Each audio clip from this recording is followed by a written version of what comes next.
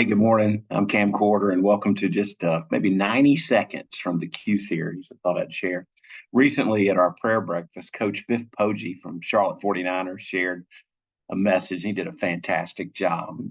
Part of he talked about the challenge of the transfer portal with him and how often young people leave when things get hard. And that afternoon, I did an exit interview with one of our staff who's moving, and I joked with her that she was in our transfer portal.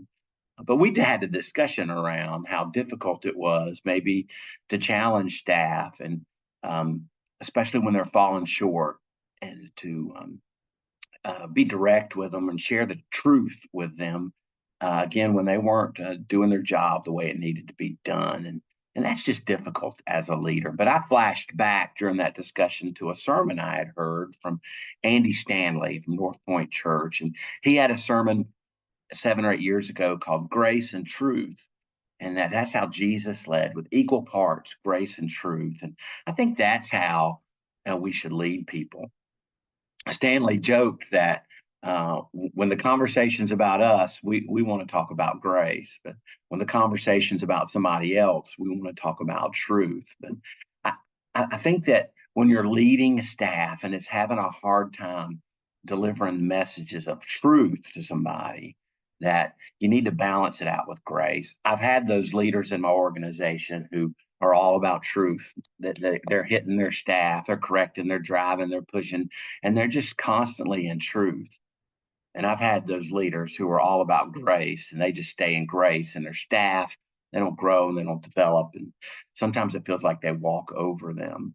But I think that if we balance grace and truth, we can be more effective and better leaders and help people become the best that they can be. And so that's the challenge for you, is think about that staff person that maybe you're apprehensive about sharing truths with them, and making them better, and deliver the truth. But think about, rehearse before you have that meeting of where you can show grace, where you can deliver. One example that I think of is that sometimes with a person is making mistakes and repeated mistakes, things that you need to correct, sometimes it's out of character. And maybe that's where you come from. If, hey, this is out of character for you. Is everything okay? Anything I can do for you?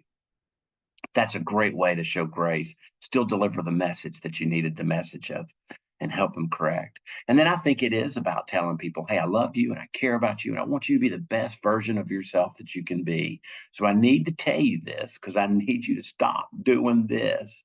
But no, when you get better, when you improve and you start doing this, we're okay and we're moving forward. And tomorrow morning, after this is over with, I'm moving forward. We're just going to get better. Show them that grace and that they can get over.